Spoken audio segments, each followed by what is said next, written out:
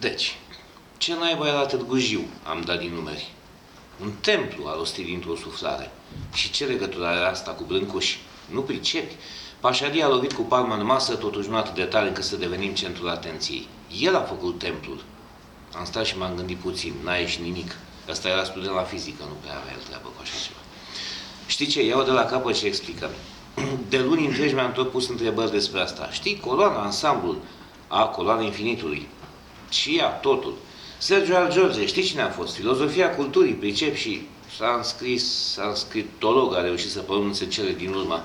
Ei, el a explicat sensul fiecărui element din cele trei pe care le recunoaște prostimea. Care trei? Masa, poarta, coloana, asta le știu toți, nu? Și nu-i așa?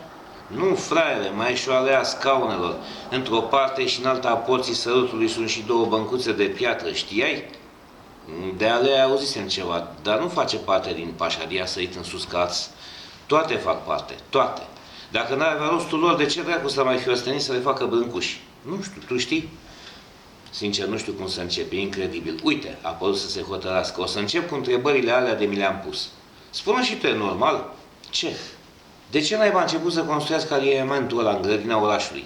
Păi, cred că așa i s-a spus. Nu, a fost comandat pentru grădină. Atunci de ce nu l-a făcut în grădină? De ce a pus coloana la mama dracu? De ce nu le-a aliniat pe toate frumos una lângă alta? Îmi stătea pe limbă să-l întreb cu ei pasă, dar m-am abținut să nu înfurii. Și de ce a continuat? Nu le-a făcut de-a lungul jiului. Poate că i-ar fi încăput, grădina aia se întindea pe lângă jiu și e destul de lungă. Chiar i-a încătat în strună. De ce? Păi, hai să numărăm. Avem masa tăcerii, apoi alea scaunelor, apoi poarta sărutului cu cele două băncuțe. Deja sunt trei elemente. Ce urmează? Coloana, am zis. Fals. Exact pe linia sculpturilor între poartă și coloană e biserica. Probabil au construit-o mai târziu, iarăși fals. Biserica a fost reconstruită ulterior, dar pe locul ei se afla pe vremea Brâncuși o biserică. Brâncuși a inclus un aliniament, urmează la mare distanță coloana. Câte elemente avem? 5. 5 și asta nu e bine.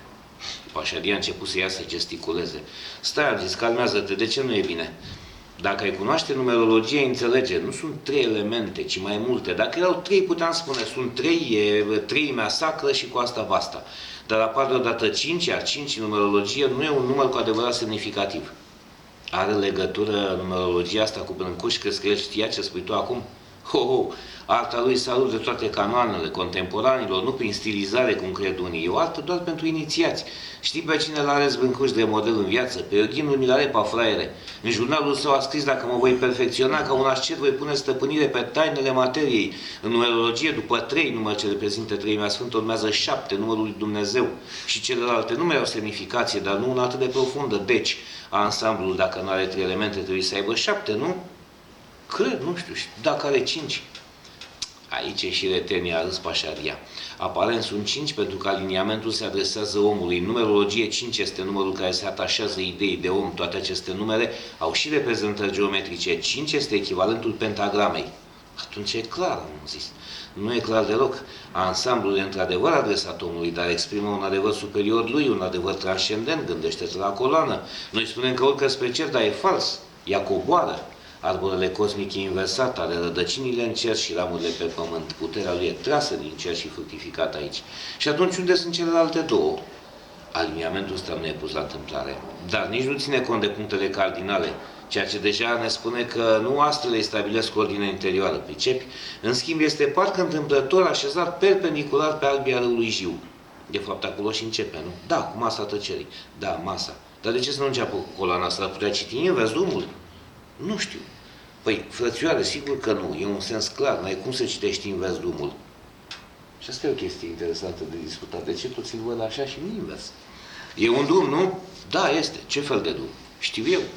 E un drum inițiatic, fraier. Aici discutăm în simbolul. Totdeauna inițiere este reprezentată printr-un drum în lungul căruia apar diferite probe pe care eroul trebuie să le treacă. O spun alții, nu eu. Iar aliniamentul lui Brâncuși a fost numit chiar de el ca eroilor. Ce părere ai? Interesant, continuă. Acum revin la Jiu. Jiul e un fel de timp universal. Știi, totul curge, zicala aia. Dar iată ce se întâmplă, că se întâmplă ceva nu doar în lungul lui, nu în dimensiunea lui, ci perpendicular. Aceasta e inițierea pe care ne-o propune Brâncuși. Fiecare monument e un portal, o probă inițiatică prin care trebuie să treci ca să mergi mai departe. Primul element al ansamblului e Jiul însuși. de apa nașterii, acest element pare invizibil în ansamblu, tocmai fiindcă e prea evident. Poate ai dreptate, dar tot nu sunt decât 6 elemente. Ca să-l aflăm pe al 7-lea, trebuie să parcurgem aliniamentul. Înțelegerea e cheia, proba, pricepi. Hai să ne întrebăm ce fel de inițiere, la ce fel de inițiere se referă Brâncuș. Inițierile eleusice, ale lui Mitra, cele creștine. Avem noi și o biserică în drum, dar desigur că Brâncuș a ales-o doar pentru semnificație ei, aceea de credință. Fii atent, Brâncuș n-avea treabă cu diverse tipuri de inițieri. El a vrut-o pe cea mai simplă și mai răspândită, cea esențială. Aceasta e viața. Viața omului, a continuat Pașadia. Aliniamentul prezintă desfășurarea unei vieți omenești, dar una ideală, a unui erou care merge până la capăt, înțelegi? Un fel de viața lui Făt Frumos, dacă vrei. De acum lucrurile sunt simple. Masa are 12 scaune în formă de clepsidră, fiecare scaun poate să reprezinte un an, ele exprimă un timp amorf, comun, un tip biologic, dacă vrei, cei 12 ani ai copilăriei. Bine, mai înseamnă și multe alte lucruri, citește și tu. Apoi calea se împarte, scaune pe stânga și pe dreapta în lungul ei. Ce înseamnă? Păi înseamnă conștientizarea sexului, o cale femeiască și una bărbătească, pricepi? 5 grupuri de câte 3 scaune pătrate, 4 numerologie semnul pământului și sunt tot clepsidre, dar forma timpului s-a schimbat, iar 3 e semnul treimii, de aici începe cunoașterea. 12 cu 5 sunt 17 ani, al 18-lea e reprezentat de băncile de piatră. E momentul când calea femeiască și cea bărbătească se adună iar. În poarta sărutului i-am dat din cap înțelegere de plină. De fapt, poarta e sentimentul dintre ei. Băiatul și fata nu trec prin ea, o fac. Ți-am mai spus, în transcendență, lucrul făcut e numai lucrul trăit. Și apoi? Apoi se iese din grădină. Grădina e reprezentarea Edenului, a paradisului care se pierde după momentul primei iubiri și a depășirii copilăriei și adolescenței. Și se merge mai departe. Unde?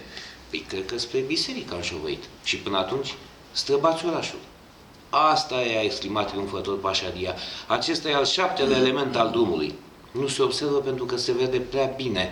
Căi în dreapta și în stânga, tentații de tot felul, dar adevăratul erou și urmează drumul, atinge la marginea orașului, a civilizației credința, apoi trece și de aceasta și are de destrăbătut un câmp pustiu. Așa era atunci, în vremea când a fost construit aliniamentul, între timp orașul a mai crescut, dar ideea se păstrează, restul drumului se face de unul singur până la atingerea nemuririi. Coloana înseamnă nemurire? Sigur. E sinonimă cu simbolul ghirlandei în yoga. Yoghinul o primește la sfârșitul inițierii. E confecționată din 16 elemente și e numită ghirlanda cunoașterii vieților trecute. Hai să vezi că și coloana lui Brâncuș are tot 16 romburi. Ai jiul, aliniamentul și coloana, 3 dimensiuni, fiecare perpendiculară pe celelalte 2. Toate la un loc creează spațiul sacru al templului. Asta e.